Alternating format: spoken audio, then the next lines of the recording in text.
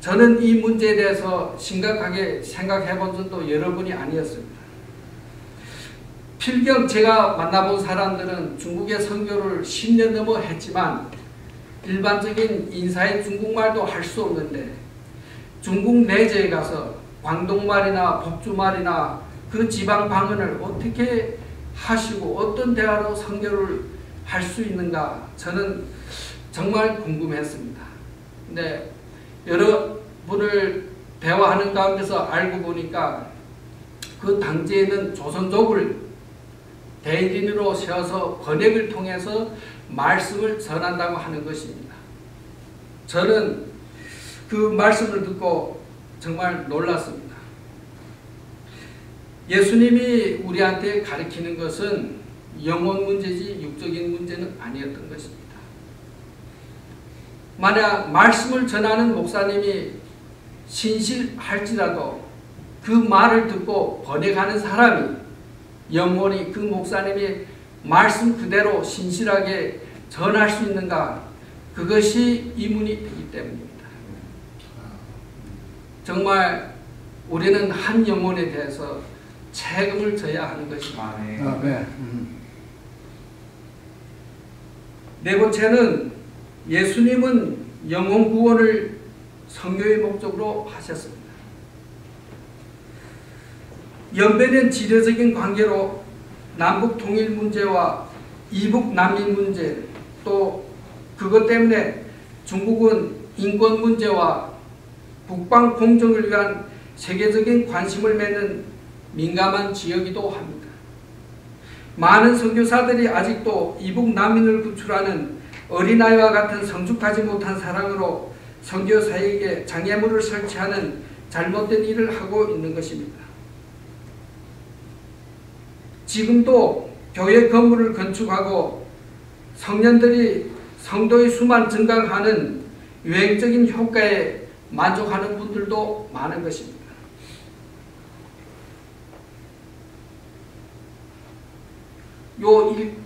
석 달 전에 미국의 두 기자가 중국에 갔을 때 중국 교회 전도사님이 이북 땅으로 안내했다는 이유 때문에 중국에 50개 교회가 폐쇄당했고 700명이 체포돼서 감금되고 벌금을 당했습니다.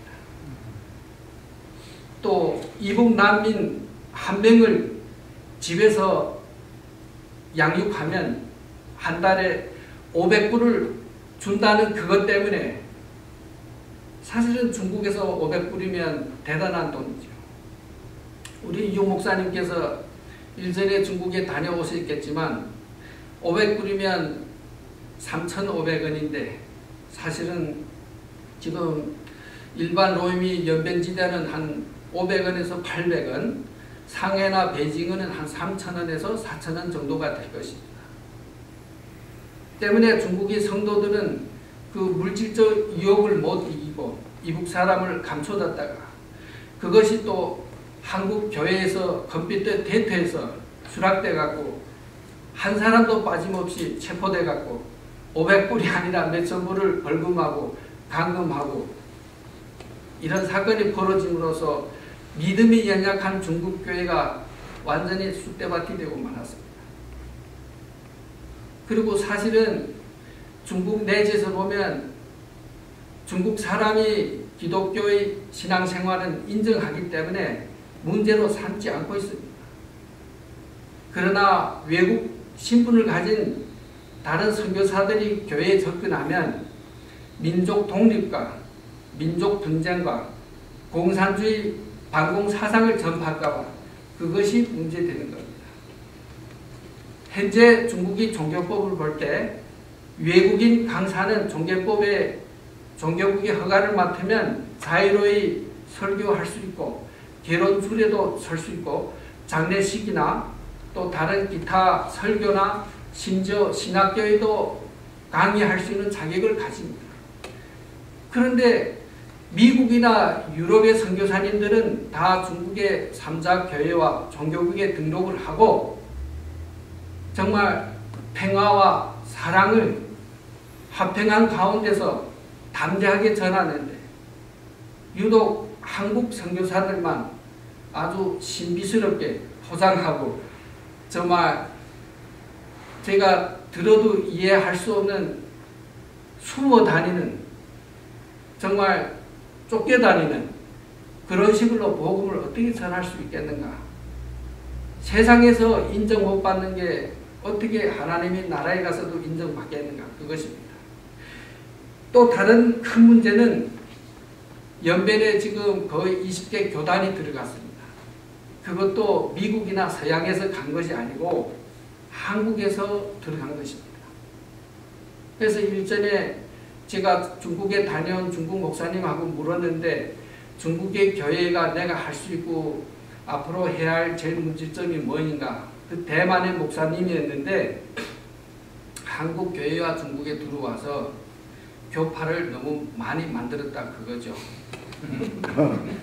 저는 그 말을 듣고 이해도 갔습니다.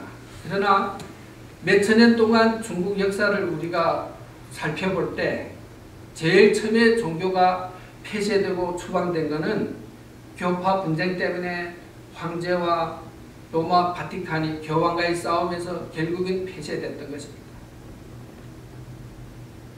지금 중국이 종교를 일부 개방하고 폐쇄한 것 같지만 세계적인 경제 성장과 또 중국이 앞으로 세계의 형님이 왕권을 위시하기 위해서는 종교를 오픈 안 하면 될 수가 없는 문제입니다. 중국의 종교 개방은 3년 내지 5년 안팎에 마음대로 될 수 있는 것입니다. 그러나 가장 중요한 것은 중국이 종교의 개방을 앞두고 완벽하게 국가의 개혁적으로 교육적으로 준비하고 있다는 것입니다.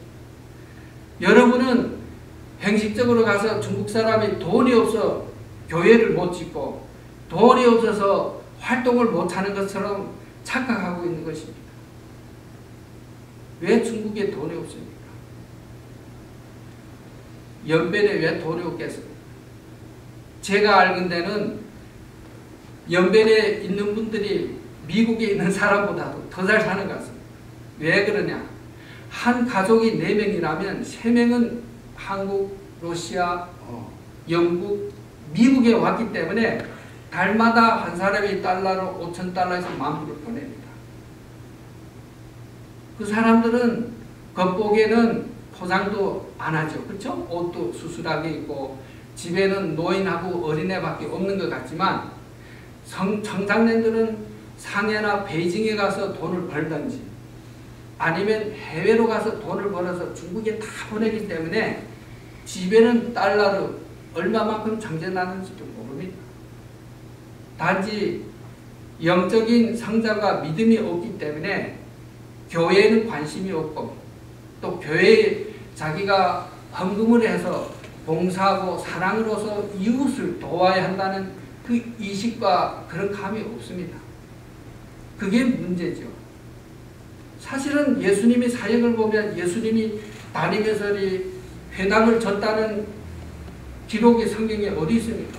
예수님은 광야에서 회당에서 발길이 가는 대로 그 곳에 가서 바로 말씀을 전하고 치유의 기적을 행했던 것입니다. 근데 한국교회는 교회 짓는 것부터 우선이고 물질 구조하는 것부터 우선이다 보니까 중국 사람의 타격 대상도 되는 것입니다.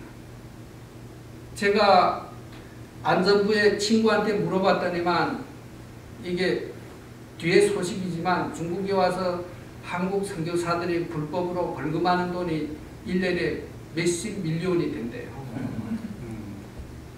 여러분, 저는 선교하러 갔으면 감옥에 가면 감옥에서 선교하면 되는 거죠.